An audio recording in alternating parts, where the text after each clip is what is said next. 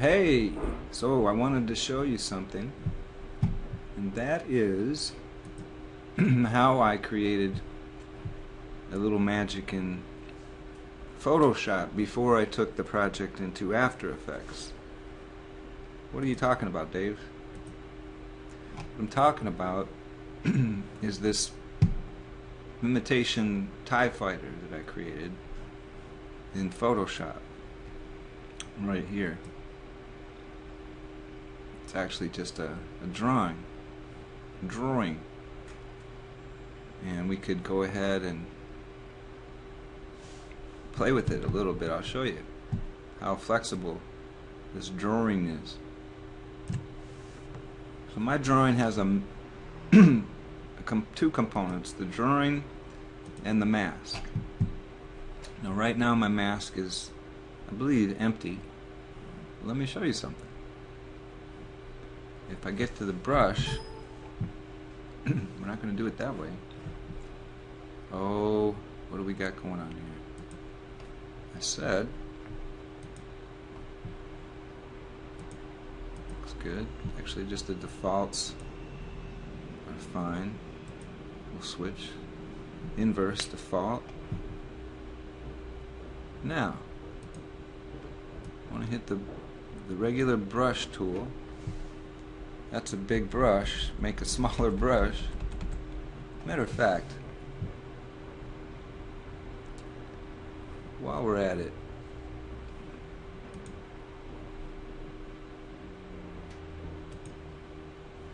let's take a look at the brush properties. Excuse me. I'm half blind. That looks pretty good, but what I like to do is I like to add some texture, some scattering, some shape dynamics. What I'm trying to do is create a paintbrush. There we go. Wet edges. That's what it. Isn't that it? Look at the. No. Let's look at some presets. I don't have to design my own brush. See, what I'm looking for is something cool like a pastel or print. There. That's pretty good. See, now try to make this TIE fighter look old. That's pretty good. So how do I get rid of the brush presets? There we go. Got rid of them. Make the brush a little bigger. Alright. And not 100% opacity, but like 66. Click it. That was too much.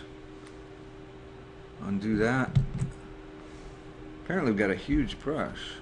Oh, there's the brush. Okay. So somehow I'm using a leaf. That's not quite what I wanted there. No. See what happens.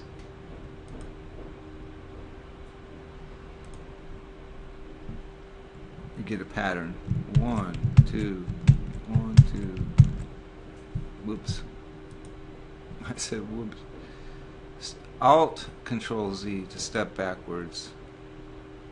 There we go. Not quite what we were looking for. We'll go back to the brush presets, and we'll tame this. Whoops. We'll tame this down a bit. See, I looked at this part, but I didn't look at this part. So I have to be a little more mindful of my brushes there. Let's see here. Something cool though. Like I say, let's try this brush right here. Yeah. Looks like a cool brush.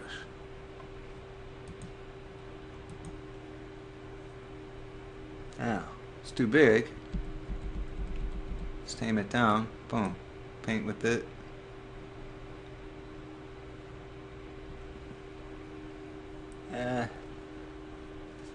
Tell you what.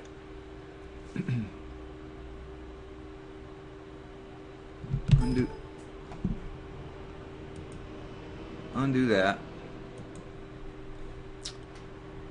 And then I'm thinking, instead of painting on the mask and making holes in the TIE Fighter with semi-transparent brush, why don't we use a black brush or a gray brush, like a gray brush, reddish gray brush, a reddish gray brush at 60%.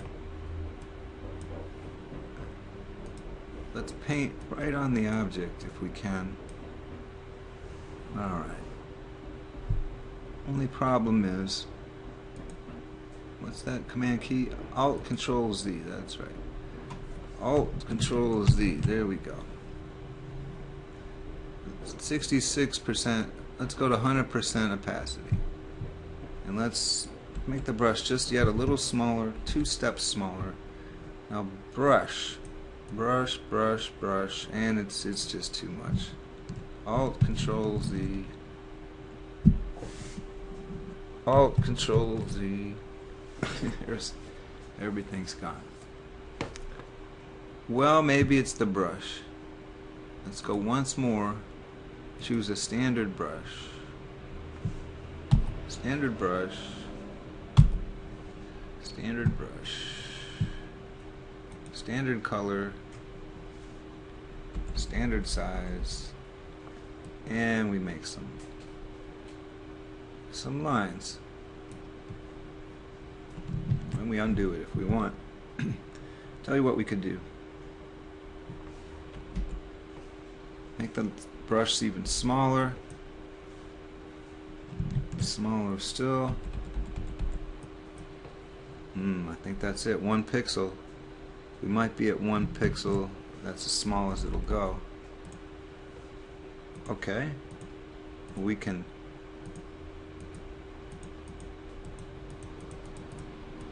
add some detail.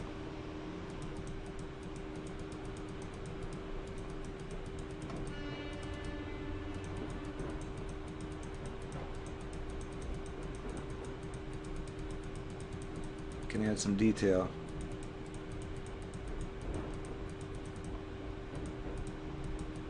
Make it look like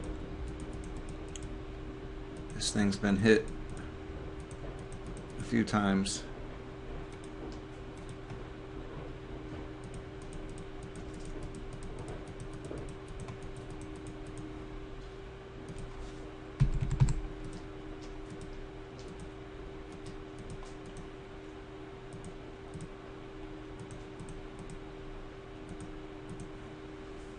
Whatever. I'm no artist. That's clear. I'm just adding some stuff. So anyway, it's all demonstrated. You get back to the normal size. And you can move it around, see? All that additive stuff moves around with it. So, let's put a background on there. Let's go back to normal size. And again, it moves around. All that additive stuff I just added moves around with it. Excuse me. But what I want to do is I want to have this thing go behind the trees. It shouldn't be flying this close. It's flying behind the tree, and since this is on top of the trees, that's not going to work. So what we can do is move the picture layer above, and now the photo's on top of the drawing. Well, let's move the photo back behind the drawing so that at least we can always see the drawing. Problem is, if we move the drawing around,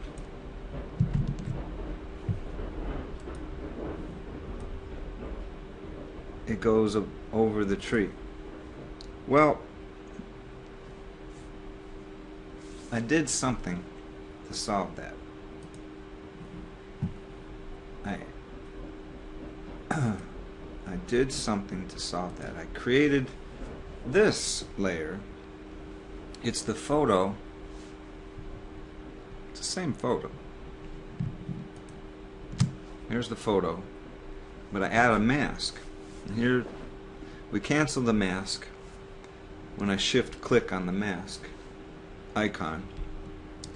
Shift click again on the mask icon over here on the first layer in the layer panel of your Photoshop workspace.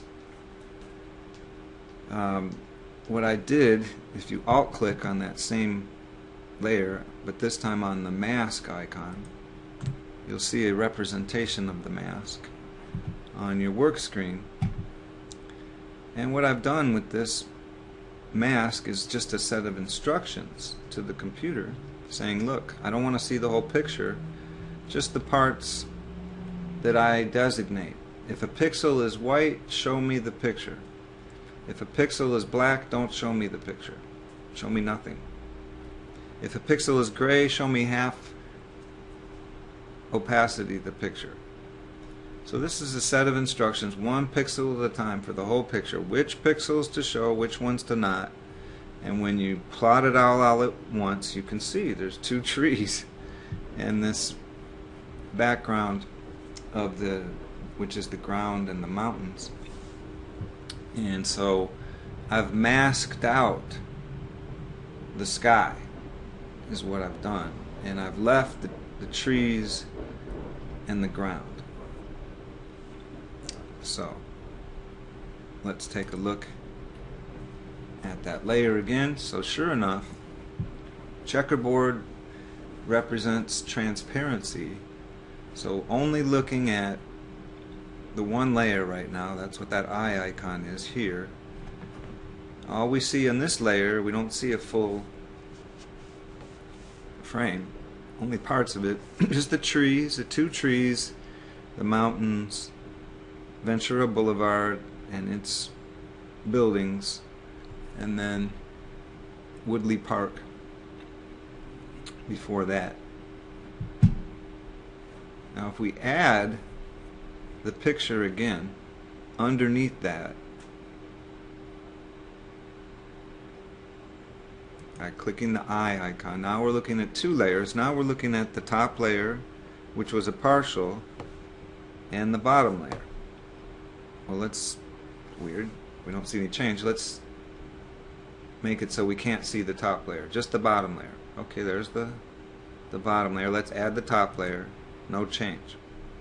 Let's take the bottom layer away. So there's that top layer again. Let's take both away. Now there's nothing. Top layer, add the bottom layer. We've got the same picture. We're right back to where we started.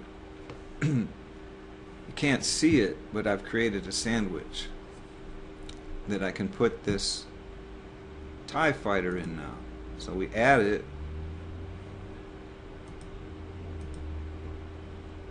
Click on that layer. Now we can move the TIE Fighter behind the trees. See? Behind the trees. And as a matter of fact,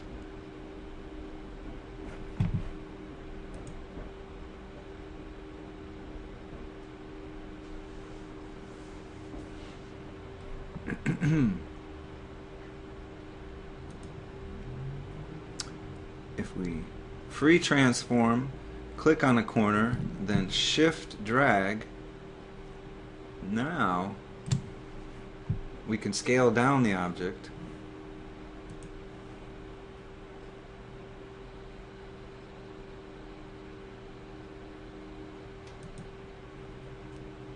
and we can move it away, fly away, still back there, not as close, still back there, flying around, hiding behind the tree now. It knows where we're at, so it's back there hiding behind the trees. Zoop. Going to do another tree, and then it's got instructions to go back home, so it goes amazingly back behind the mountain, out of sight. Or we can bring it back like that, behind the tree, back into view, boom.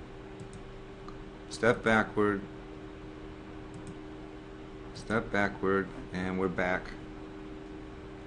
where the size we were. And it's come up close.